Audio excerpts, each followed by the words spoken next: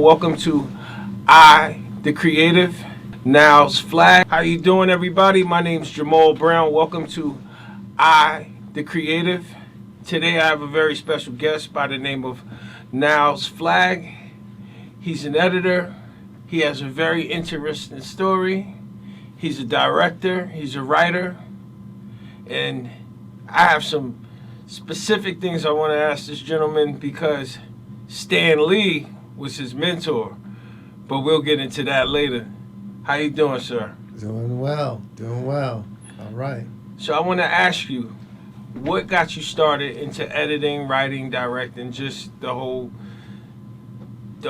movie thing? I mean, it's a process. Honestly, I went to school for music originally. Mm-hmm. So, moving out from I grew up half in Texas, so moving out to LA from there was when I made the decision to go from music to film. Okay.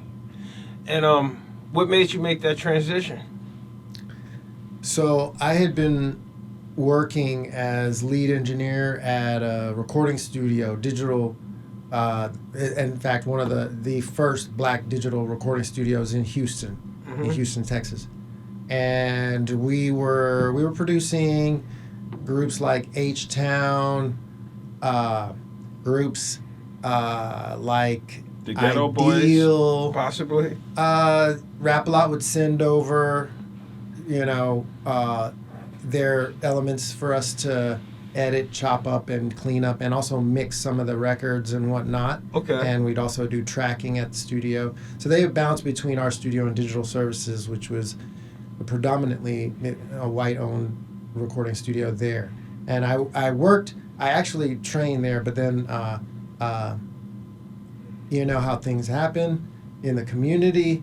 A brother calls me up and said, "Hey, we're about to, we need your assistance to put down, we're going to build a studio." Uh-huh. And I showed up and met, the guy who was the investor and one of my keyboard buddies. And next thing you knew, we built this studio. It was out of, a lack of diversity. What people don't really realize that I know, because I was a music guy first too, that the editing world and the music world are very similar. Like the film world, when it comes down to like the work process of it, like Pro Tools and any editing software are very similar as far as cutting, chopping, pasting, and things like that. You agree? Sure. Yeah, there are definitely some similarities, but when you get down to the finite aspects of it, Mm-hmm. in the details, there are major differences. Okay. So yeah, on the overview prospect, when you're chopping and cutting and stuff, Yeah, on the simple side of things, that's what I mean. I don't mean when you get deep down into it.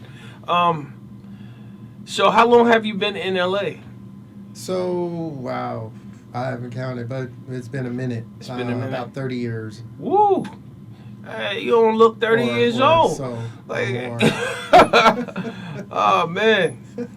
And what are some of the major projects you've worked on since you've been here? Like the bigger ones? So yeah, I left Houston, came out here, and wanted to get into. Originally, I moved out here because I started freelancing in Houston. Mm-hmm. From the recording studio. I had a stable job, but I was getting called to freelance at this computer technology company that I had no idea, what was going on at first. Mm-hmm. It was really top secret.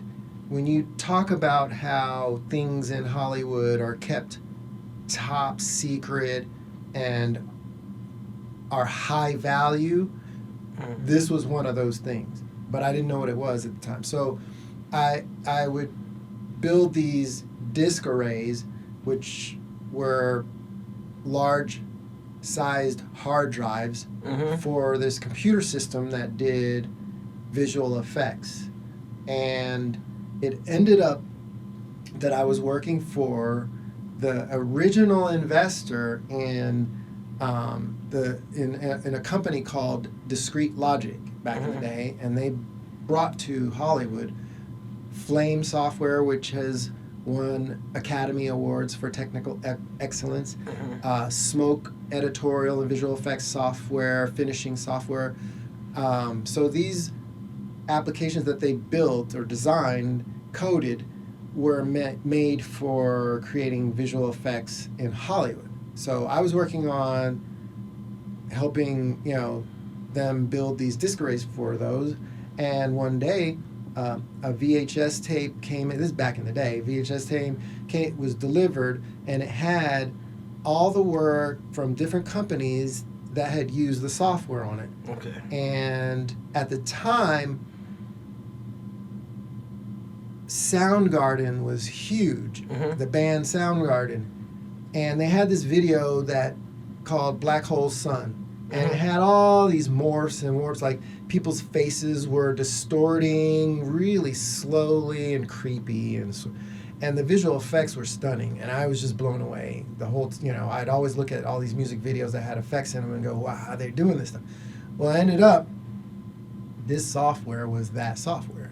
And when I found out my boss was the owner of this software and started this company, I said, you know what, I want to learn this software. I want to learn how to do visual effects. Smart man. And at the time, there weren't many companies that had bought the systems.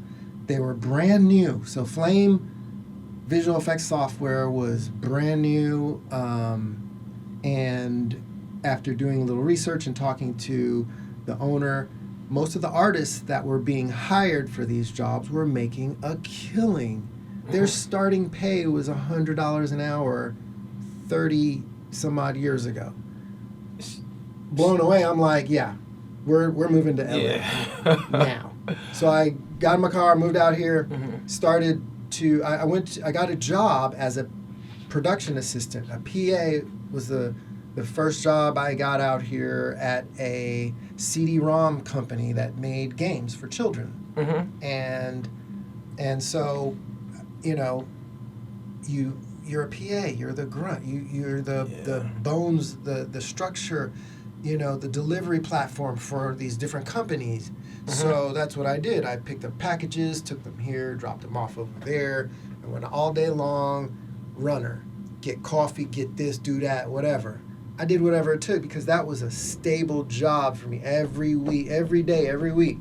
Yeah. And while I did that, I had permission from the owner of the company that made the software to approach post-production facilities in LA and train on the software.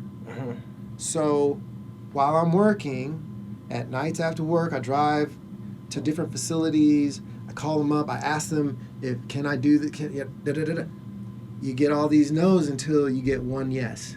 You run with that yes. Yep. So the company that allowed me to do this I was living in Venice when I moved out here, Venice Beach. The company was in Burbank. That's 30 miles away. One way, 30 miles. Oh, boy. One way. So I worked a 10 to 12 hour day, and at night drove over there 30 miles, trained till 3, 4, 5, 6 o'clock in the morning, drove home, maybe sleep an hour, maybe not even sleep, take a shower, go to work again. Same thing. 9 months. Well, before I even did my first job, I was doing free work to understand who are the clients? How does this work? How does it operate? And the other thing, I was very, very fortunate that, here's one thing I will say, women in Hollywood who had, and there aren't many women who have power in Hollywood, but I had a few friends who were women who were in positions of power in LA, and they graciously opened up the doors to places like Sony's high-speed compositing facility and let me train on Flame software. People. Let me remember the names. Okay. Okay. So people like Sheena Dougal at Sony helped me train. There are so many people out there willing to pay it forward, and all they ask people in LA to do is for you to pay it forward. Yeah. That's the game back in the day, and everyone helped one another. If you weren't the ladder, you were a rung in the ladder. You have to pay it forward, but also what I heard you say that was very important is your grind and your work ethic. Like you have to have that. That's very important for you to succeed in this business. Is doing what others won't, because that 30-mile drive and not getting any rest, a lot of people would give up. But it's important that you keep pushing. In Hollywood, the grind is uber important, because you can come out here and get 5 minutes of fun all day long. Mm-hmm. But you can't. All my friends who came out here to try to make it, they moved back. Let's put it that way. Well, it's not easy. They didn't have no. It's definitely not easy. That's why I thought it was important that I bring you in, so you can tell those type of stories. Because I don't know, with technology and social media, everything looks like it's a cakewalk, and everything's not a cakewalk. So that's very important information that you gave. Even though the landscape of things have changed, because everything, you said VHS as well, so that kind of puts a date on it. Yeah. But still, whether it's somebody sending you an email or something to work on, you have to show people that you're willing to do what it takes to get to the next level, and that's what you did. Oh, most definitely. You have to show that effort, and your work ethic has to,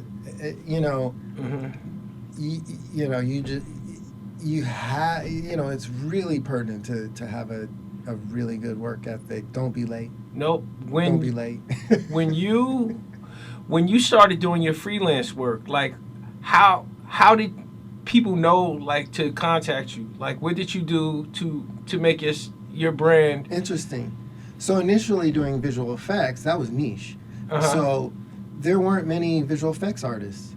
Okay. So if you studied, did decent work, had a decent reel, there were, back then on the internet, there was a list of artists, and at one point, I was staff at a few studios, at a few network TV studios and stations.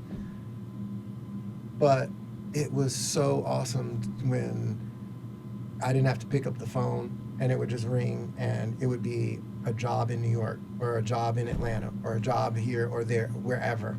So your networking skills had to be off the charts. So when you went to these different places, these networks and these different studios, how much networking did you do? How many people did you talk to let them know? I didn't talk much. You didn't? I do more talking here than I do normally. I'm not really an extrovert to begin with. All right. So as an artist, I'm more an introvert, more, and also, I mean, FYI, I'm also on the spectrum. So it's not I'm not the most social adept person either, in moments, but your knowledge and your work is what you rely on, or was what I rely on, and doing just the best job that I can do, and that's what gets them to call you back. It's not, it doesn't. You can be the guy that doesn't know a lot and doesn't do a great job, and can be the most friendly person, and you can work just as much as me too. Yep. But I guarantee the length of time, the duration, most of those cats aren't freelancing like I am now. Got you. So there is a limit to how long that can, float you. Do you prefer the stable job or the freelance work? Which one is better for you? It's a tool. Mm-hmm. And people should really, when you come out here and put your career together or begin to figure it out, Mm-hmm. just know that these elements are tools. You don't know if you want to be a director. You don't know if you want to be an editor. You don't know if you want to be a colorist. You don't know if you want to be a DP or just craft services. You don't know until you try and get into production. That's the beauty of being a PA at first, because a PA gets you to work in different departments. You can look around and see what you really like and then hone in on your career. So, it's important, I never thought I'd be doing what I'm doing right now. Like you said, you find these different avenues and you say, I'm doing this because I thought this would be great for networking, and I had the opportunity to do it. And also media gets you into doors that being an artist won't necessarily get you into. This is definitely, because everybody's a rapper, a singer, a dancer. But not just doing media. Mm-hmm. I can attest. I could. Here's a weird one. I owned a company. I'm a technologist, so I've designed some other technologies outside of film. And one of them, since California had a drought, I designed a steam machine that washes cars, so that there's no water. It uses gas, right? Okay. Gas. Steam is a vapor. It's not water. It's a vapor. It's a gas. And the machine I designed was super high pressured gas steam. So it would blow out literally your chrome trim. It has dirt up in there. When you blow it with this steam, it blows the dirt out of that trim. Wow. That's how good this thing cleaned cars. It was amazing. But I met Ben Affleck. I could go down a list of celebrities that are cool AF that I've met from my car wash company that has nothing to do with film. Nothing, absolutely nothing. We got an account for the biggest music video company in the world, and to keep their cars clean, they clean their cars. And my guys are washing these great, $300 car washes of these celebrities every week, and I get to schmooze and hang out and talk to them and networking, network, friend. Now we're doing, hey, you need this shot or this edited. You found your way in the door through whatever avenue could get you. Yes, it's sir. An angle. It doesn't necessarily have to be entertainment based. Entertainment. Got you. This is very true. I never would have taken you as an introvert, because when I met you, first of all, I was looking at your camera. And you looked at me like, brother, what are you doing by my camera? Like, what's your problem? And I was like, hold up. I'm just checking out your rig. I have a similar camera to yours. And then you just opened up. And I said, man, this guy is an interesting person. I really would like to get him here, because your story is something that can be inspiring to somebody else. Now, especially that I know you're not the most quiet introvert that I've met, because you were talking to me. I guess in my world, it's easy for me. Yeah. To be the guy that talks about nothing and just can make such great small talk. That's not me. I struggle, so it's a big. You were telling me stuff about the camera I didn't know. Okay, all right. So I want to go into something that you told me about. This is going into doing things right, the way they're supposed to be done. I like you to tell the audience how you met Stan Lee. I have to get to this story because it was very interesting, and that's because you did things right. Yeah, the simplest thing. What happened? So, as I was talking about in the beginning of our conversation, I was a PA at a CD-ROM company, and so one of the runs was to Marvel every day, and so I'd go over, drop off packages there, and normal days, packages everywhere across town, same thing. And one day, I get a package that goes to Marvel, and in big letters across the front of it, it says hand delivery only for Stan Lee's eyes only. And, it's pretty simple to me. Hand delivery, his eyes only. Don't give this to anybody else. Mm-hmm. There's something going on. It doesn't say directly, but my inference was something's up. Mm-hmm. And I should hand deliver this because they don't normally put stuff like that on a package, right? Gotcha. So I show up, and of course at Marvel, and of course the receptionist is normal, everyday reaction is hand out, give me the package, da, da, da, da. And today I was like, no, you're not getting this. It's not happening. And she's like, huh? And I show her, and I said, it says for hand delivery only for Stanley. No. I'm going to hand this to him. And not that I wanted, I wasn't a big Stan Lee buff at the time. Mm-hmm. I know how big he is, and I was kind of just moving to LA, and my thoughts were, why isn't this guy turning these things into freaking movies? Really? You were thinking that already? This is prior to the big superhero movie. It was like, why hasn't this? Like, he's got thousands of stories already. Why aren't they movies? Mm-hmm. As I go to Marvel every day, this was one thing on my head, and I was like, well, who knows why? Whatever. And it just, it's a thought that came in my mind, but also it was a fleeting thought, so it would go away. And so the day that I wouldn't give the package up, this receptionist, I swear, she had me she was trying to wear me out. Mm-hmm. She was saying, just another minute every 30 minutes.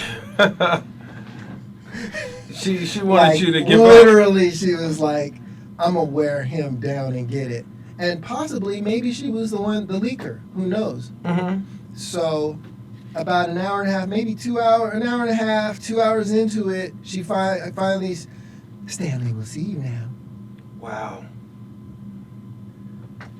And so I didn't know, I didn't know the corporate world even. Mm-hmm. I didn't know there was another secretary down there. So I start walking down the hall thinking, there's going to be a plaque or something that I'll see that says Stanley's office. There's another secretary, a whole other entrance into another thing. And I'm like thinking, oh man, I got another 2 hour wait. Uh-huh. So I said, this is for Stanley only, and it's hand delivered. So I'm sorry, I have to give it to him. Oh, he's expecting. Go on in. Okay. And I was like, oh. So I go in, and literally, I walk in, this very, introverted, and at the time, I didn't know, I wasn't as knowledgeable in film as I am now. I was learning, I was very timid. There was a lot to learn. I knew it, and I knew how much I wanted to learn, but hadn't made a decision that I wanted to be a director. Mm-hmm. I just, I'd been working in production and just wanted to continue. I kind of was leaning towards 3D artist. Mm-hmm. And 3D animation. And so I come in, and Stan Lee says, "Oh, you fuck!" Oh, it's okay. We can edit it out. We can edit it out. He does not even he's a real one. He is real. I mean, you messed up. Sit down, son. I mean, he's yelling at me. Uh-huh. And I'm becoming more timid, and he sees that, and I think he's really putting his elbow in it, and then he's like, I'm just fucking with you. And I'm just like, how how could you be so cruel? Like, you know, it was so mean. Like, it was so. And he's like, I'm about to call your boss and tell your boss you're going to be sitting here for another 2 hours and they can't fire you. And you're going to be doing this every week.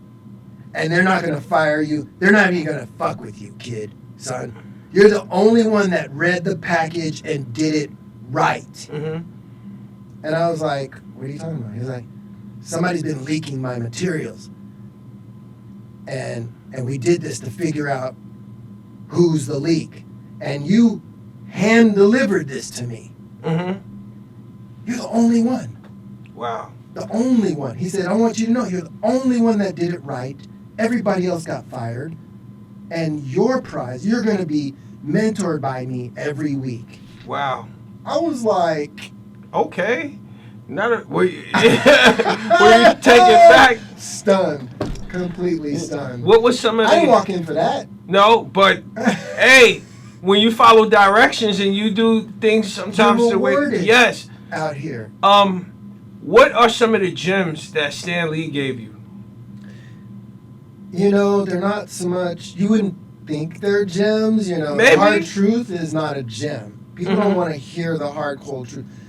Like, he saw in me that I wanted to be a director before I even saw it. He Mm-hmm. kept pushing that towards me in his talks. Mm-hmm. You know, because I would talk in the form of stories to him, like little stories about what happened today, this, that, that, and the other. And he would influence me where I didn't think I even wanted to be at the time. That's not where my head was at the time. But when you have those positive things around you all the time, you develop into what you're going to develop into something good. Mm-hmm. Yeah. That's the bottom line. Yeah, you don't feed plants acid. You nurture them. Exactly. Anything that you want to grow into something. So he saw something. Well, number one, he saw you could follow directions. Yeah. That was so he must have seen something else. Did you get to do any work with Marvel? So, you know, as the years went on, Mm-hmm. you know, I moved from PA to the next level, the next level, the next level. So initially I moved into my full-time position as a visual effects artist. Okay. So doing compositing and whatnot. And then I got signed as a commercial director after that. And so I was doing commercials. I was signed for 2 years Mm-hmm. with a pretty big company out of Marina Del Rey in LA. Mm-hmm. Initially from Hollywood, but they moved to the nice quiet. I like Marina Del Rey. It's quiet and peaceful out there. Oh. So they moved their offices out there, and it was really great. And then I moved into from visual effects for me to give back to some of the senior artists Mm-hmm. that trained me and helped me. I began editing their demo reels for them. Wow. And one day one of them said, Nyles, you really are a good editor. You should think about editing. And I had never edited before, but I did, you know, I composited everything. They taught me really how to composite really well, how to pull keys, the whole process of matte painting and whatnot, So what tracking and all. It's very technical. And back then in the film industry, we had 3-2 pull up, 3-2 pull down, all these technical aspects that you kids don't have to mess with today. Everything for you is a button, where we had to do it physically by hand, frame by frame back in the day. Yeah. So to have that training, and even let me real quick say, even though we had a complete digital world when I was transitioning, I still went back and learned how to cut on a chem table, on film, with film, actual film. So it's important to know the roots, know how to do those elements, know what all the technical things are, even if you don't have to use them. I think that is very important that you said that, because that even takes me over into the music world. Like now with social media or the internet in a whole, it's easy for you to create your own little world and just concentrate in that world and not go outside and learn anything else. So with like music, like let's say you're a rapper, you might not know the rappers that came before you. You might be take something from them and don't know where it came from. So I don't think it serves anybody who's doing an art not to know the artist who came prior. If you're a painter, you need to know who Picasso is. You need to know who Basquiat is. To be funny, not to be funny, but in Texas, I was in the first hip-hop band in America. We were in Rolling Stone magazine in 1984. Hold up. What band was 1984. Rolling Stone magazine. Warner Brothers had an album, a compilation of bands from Texas called 10 from Texas. Mm-hmm. And those 10 bands on the album got reviewed by Warner Brothers. Mm-hmm. And this is before, I mean, we weren't a DJ. We were a band. Like the Roots. Band. We broke dance in our sets. Mm-hmm. We had, I was the original drummer, but I played electronic drums and we used drum machines. We scratched. We had everything on stage with us. That's pretty cool. And we put on a show. What was the name of that band? Random Culture. Okay. So yeah, people don't know a lot about the hip hop roots because a lot of it's buried. A lot of it's buried, and just a lot of people don't do their homework. By you saying I wanted to know how to cut film and do all of these things, the way that it started, even though I don't have to, is very important because it'll make you'll get a different vision that people don't have who don't do their history. Like, I bet you can see things that others just can't when you're editing and you're doing your thing. Very inspiring, for sure. You definitely, the tools give you the inspiration. Yes.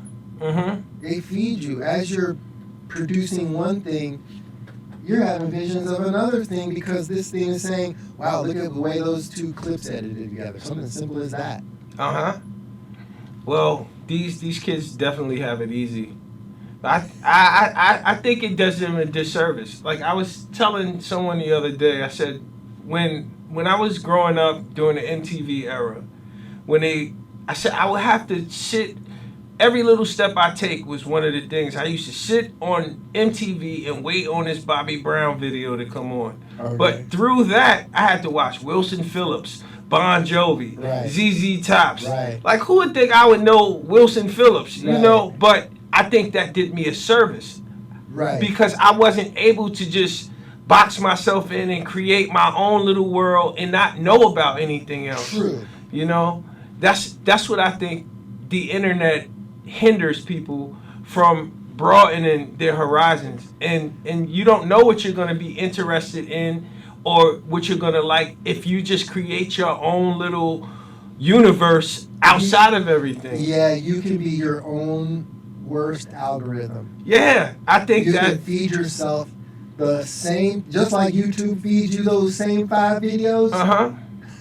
Yeah. You know what I'm saying? Yeah. It's the same 5 videos. I think that you pop hurts. it up, it's the same 5. It's algorithm, and we have the same thing inside of us. Yeah. We have that desire to go towards the things that are comforting and easy.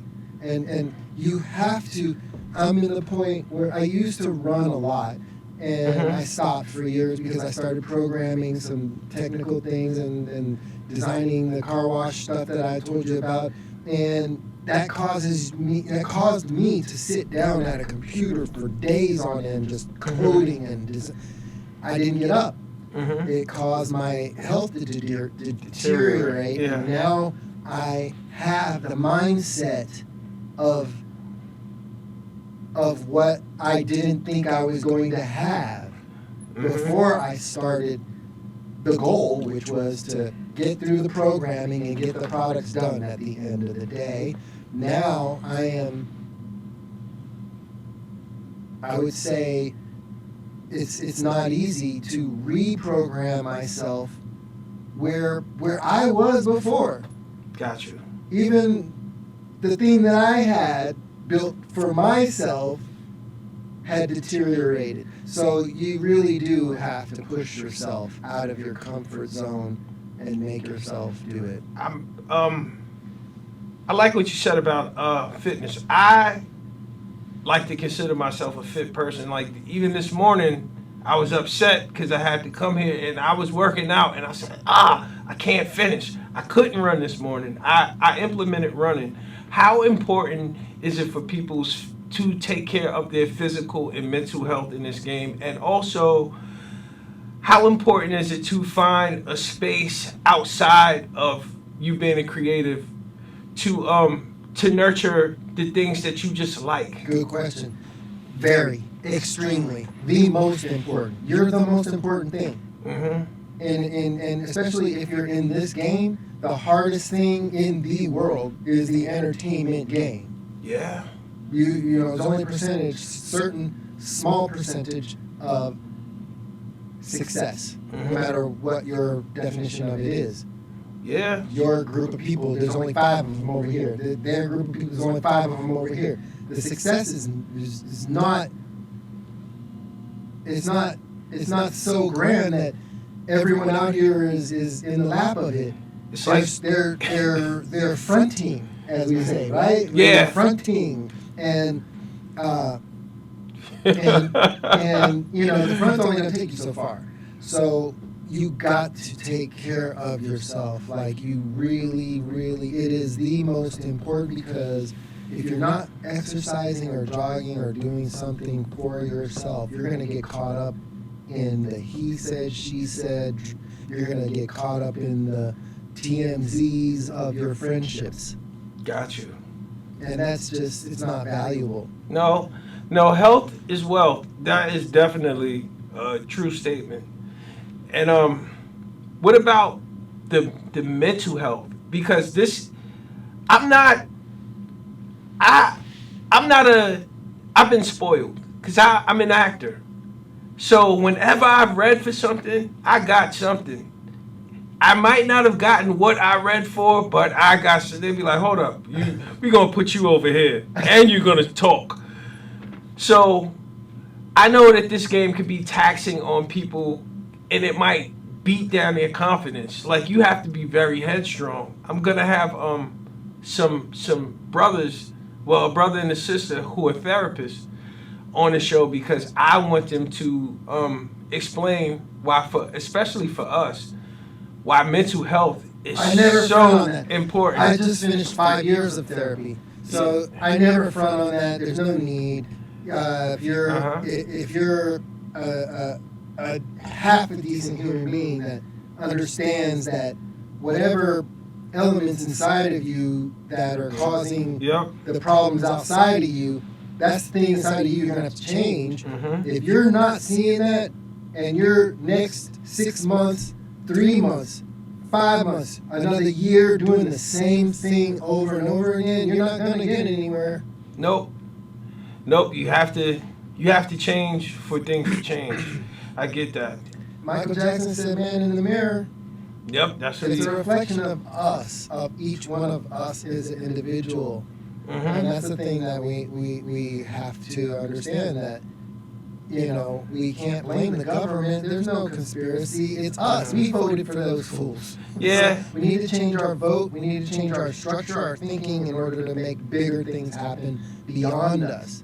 And that goes for your health, your own well-being, because your tribe around you, when your mindset is healthy and clear, you're going to have the same type of people around you as well. Yep.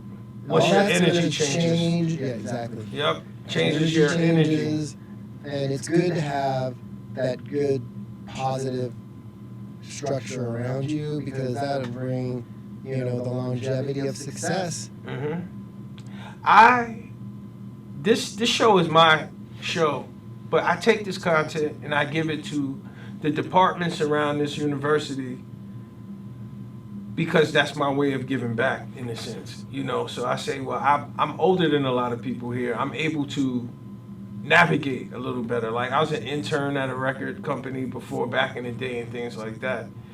And I asked certain things because I just think it's important for them to start getting it early. Like the young people who see the shows that I'm putting on here. that they start getting work ethic early, mental health early, physical health early, so they can start seeing it. Because just because we got old, we try to make.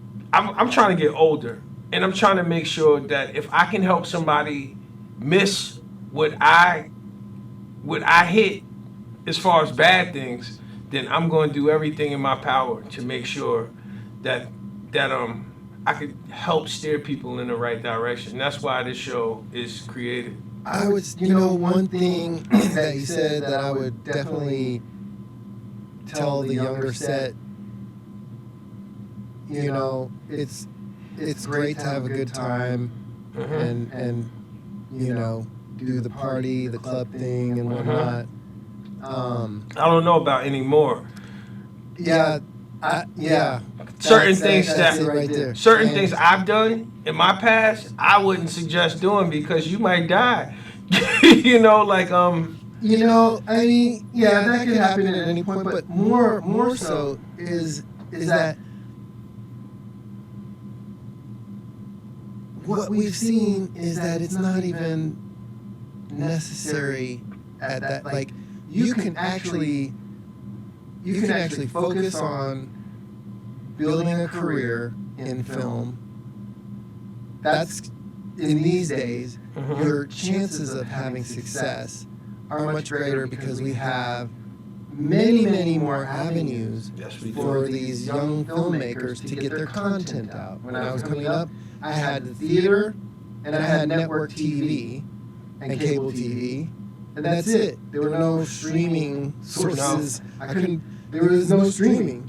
And people knew you were talented. They said, "Oh, this brother's talented," but they had no idea on how to put you in position to get you really noticed. Like, it was only like a small amount of people who were excelling back in those days. Well,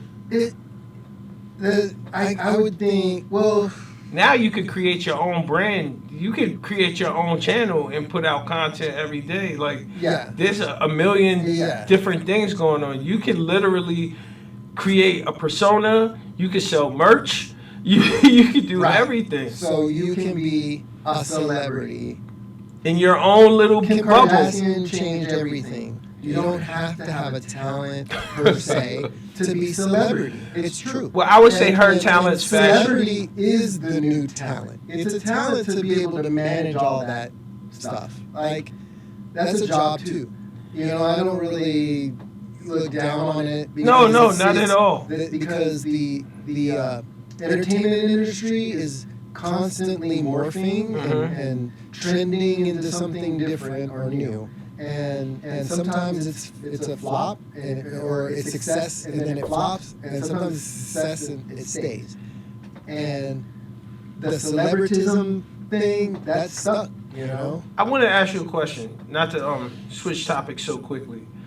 You did a lot of commercial work as far as like trailers and things are concerned. I wanted to get into that, and I also wanted to know, was that freelance work or was it like work through a company or both? I see. So it was a staff position. I was hired as a post-production supervisor and for trailers and commercials for theatrical. And that's a position the company freelanced for all the studios. So I didn't have to go get all the work. The company would get all the work and would just funnel it to you guys. Okay. So I was hired as artist / post supervisor, which there pretty much are none. Most of the post supervisors aren't able to sit on a system and run it, or don't know the stylization aspects of an edit or color or visual effects to then do the work. I was, and in the trailer supervision world, this wording is going to get tricky. It's a very, very small, very tight knit, and very niched aspect of Hollywood. Yeah. It never stops. You're constantly working all the time, 24 hours a day. Most people last like 2 years or so. I was there for almost 10 years. Wow. And so when I started there, we didn't have any digital computers for editing. I was trained on, like I said, how to cut trailers on a chem table with actual film, reels of film on the table, counting frames and whatnot. And then the company asked me to build a facility, a digital facility, and they gave me a budget, built it out, and the first project, well, the first project was a film that starred Drew Barrymore and Hugh Grant. It was a romantic comedy. I'm trying to remember the name of it. It was sort of stylized in the form of the 80s, like Duran Duran and a lot of the other bands. And so that was the first film that came through our finishing setup, and then we moved down the road into Saw, the Saw trilogy, the Transformers. We did all the Marvel stuff, the original Iron Man, the Avengers, and whatnot. You name it. I did all of Tyler Perry's trailers, starting with Daddy's Little Girls on up to the point where I left, which was, quite some time. So quite a few of his trailers, pretty much thousands of trailers and commercials for the duration of those years. I don't hear a lot about people who make trailers, like you said. Like it must be like a small community of companies that just focus on trailers.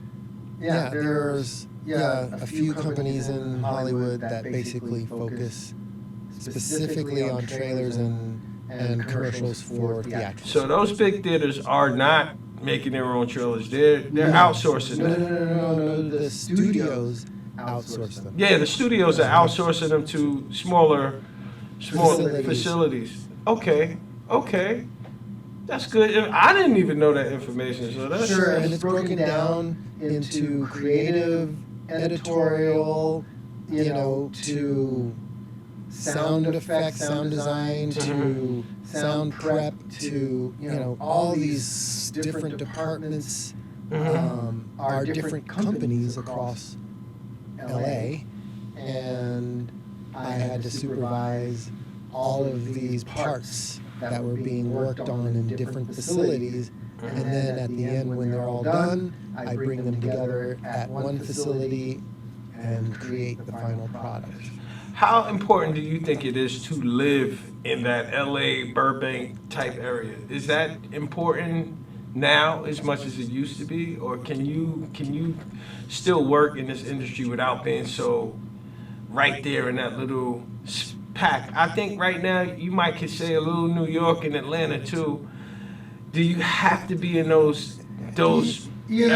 I mean, you don't have to. It just depends on your drive. Mm-hmm. You're definitely going to have to drive harder, further away. If you're outside. So right now we're in South Orange County. Is this a good location for that type of work over there? I was thinking about retiring. I love it over here. It's nice down It's here. beautiful. I was thinking, I definitely wouldn't drive an hour and a half to LA to get to work or to, and Not for sometimes years. jobs are north or more west of LA, so you're still yet having to go further for production work. So,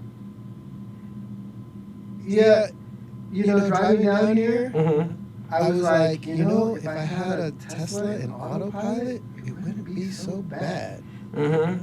I had drove up to that festival to get my pass, and the lady, she said She said, I said in the email, don't come up here and get your pass. I said, listen, I drove from South Orange County. I need my pass. And she said, oh, for real? She gave me that pass. She said, I get it. I understand. I said, I didn't come all this way and I got to go back to come back. Right. And I said, no, we're not going to do this. Because that was a drive.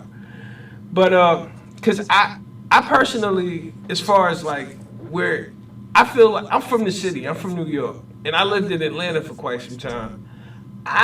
Since I live here now, I'm not a fan of living in the mix.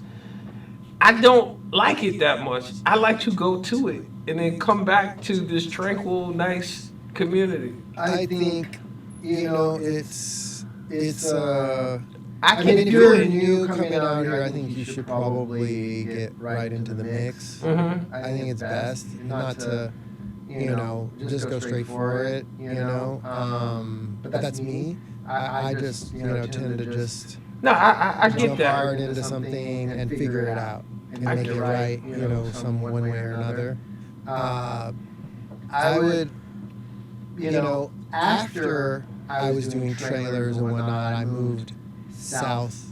I actually lived in Redondo, and that's pretty far. That's really like far to the me. Inland Empire, I correct? mean, that's on the beach. Okay. South, way south. Redondo Beach. Okay, I got you. And it's a pretty long drive to get to just to Hollywood. I mean, I would drive. My office was in the historic athletic club building on Sunset Boulevard, and I would say driving to that office every day was a 2-hour drive from Redondo. So Oh no. Yeah. 2 hours. No. How long did it take for you to get over here today? hour and a half. Yeah, that sounds horrible. So I'm central downtown Los Angeles. Mm-hmm. If I were a new I'm when you also it's good to think about in your career what you want to do, because if you're going to make a change in your career, it's like starting all over. And Yeah. so me going from trailer supervisor to to director, writer, and producer, it's a whole shift, and it's I'm learning the starving artist thing again,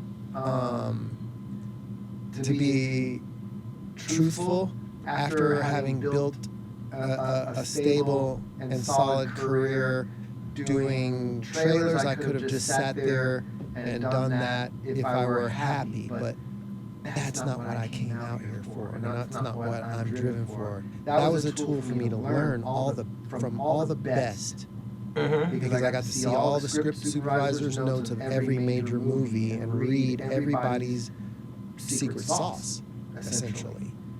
Mm-hmm. I mean, think about it. I I definitely. I got all you that said shit. that data you got shoved in said me. Tyler Perry It got shoved in me. and All of it. Transformers. All of it. Yeah. I'm just eating up all this information for years. And what are you going to do with it? You got to use it. I got to use it. Mm-hmm. So I'm switching my career, and in that I had to think like one of you students. Mm-hmm. And I'm not wealthy. Mm-hmm. I spent all my money living on the beach, driving great fancy cars, motorcycles, dolphins in your front yard. And then all of a sudden, it's like, don't do what I did. I thought about the career and everything, but I got wrapped up. That money is good. Yeah. I'm not gonna lie. When money's good, you have to learn to live below your means. But if I didn't, No, So a lot of I us don't. decided to give it up, I cried for a month. I'm not gonna lie. That's good money. I told myself, you're going to give this up because your career, right as it is, you're going to be unhappy. Mm-hmm. You're not going to be happy sitting right here. You could do this and retire doing this. You ain't going to be happy. What caused the unhappiness? Was it like the workplace environment? being in Hollywood, do you have to deal with the Hollywood attitudes consistently? Yeah, we didn't get into that part. So I was the only black person I saw for 10 years. Oh yeah, well move out here and you'll feel the same way. So working in the high-end aspect of this workflow, yeah, you hear, these comments, after 10 years, some people wouldn't even last 5 minutes. So, to get, the information's more valuable. Yeah. Than that. So you took the hit. Take the hits, get the knowledge, move on, Don't internalize it. Don't take anything personal. Once you go home, you don't have to deal with these people, and you get to spend your big check. It got to a point where, I built the facility for this company, and I was the one that was doing the work that was bringing in these $1 million campaigns. I was the one that built, you never saw you never saw a leak of any of those movies. None of them. None of them leaked. So you get the entire film. I set up an entire workflow that was forensics. Forensic. And the forensic workflow had your name on it. Your boss's name on it. So if it leaked, guess who got caught? You're responsible. You, your boss, and the whole company that y'all work for. Do you think they ever worked for the studio again after that? No one leaked anything after that. So one of the things when I came in, we were talking about into the facility and learned how to edit on a chem and all that. They asked me, one of the questions was, we have a problem with movies leaking. What can we do? I said, put their names on it. And they looked at me like, because I kind of said it a little hood. I said, put their names on it. I said, put their names on it. And they looked at me.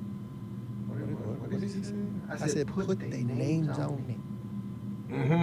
That way, you're held accountable for any mishaps. And then a few days later, they're like, "Are you serious? Can you really put their Yes. And we can make our workflow on the internet invisible, secret, so that when we're passing files across to one another, nothing will leak." My boss was like, "Oh boy, if this leaks, you're dead. You know that, right? Like if this leaks, if any of these movies get are you absolutely sure? Because our reputation is on this." They really breathed down my neck, and I was at the time, before I knew what I know, I could have been intimidated about my own talent. But now that I know I'm really strong with it, they can't tell me, like Kanye said, can't tell me nothing. All right, I was about to say, don't say nothing. He said, That was one of the good ones. Be careful. My eyes got big. You heard what Kanye said. Whoa, wait, hold on. My man, we kind of out of time. I want to give you Appreciate you, brother. I want you to drop all of your social media. Let them know what your social media is, where they can find you on the internet. If you don't, Instagram, on my IG, it's at Nyles, Nyles, I imagine, EYEMAGINE, all one word. And do you have any new things we should be looking out for? Just hang tight. Got you. I have a rep. I'm still trying to, lock down an agent, but we have a couple of distributors that we're in talks with over a couple of products, scripts, and some stories that we've got. So look out, they'll be coming. I got you. Thank you so much. The creative. Thank you. I appreciate you. I appreciate you. God bless. And this episode will be coming to you soon. All right, peace.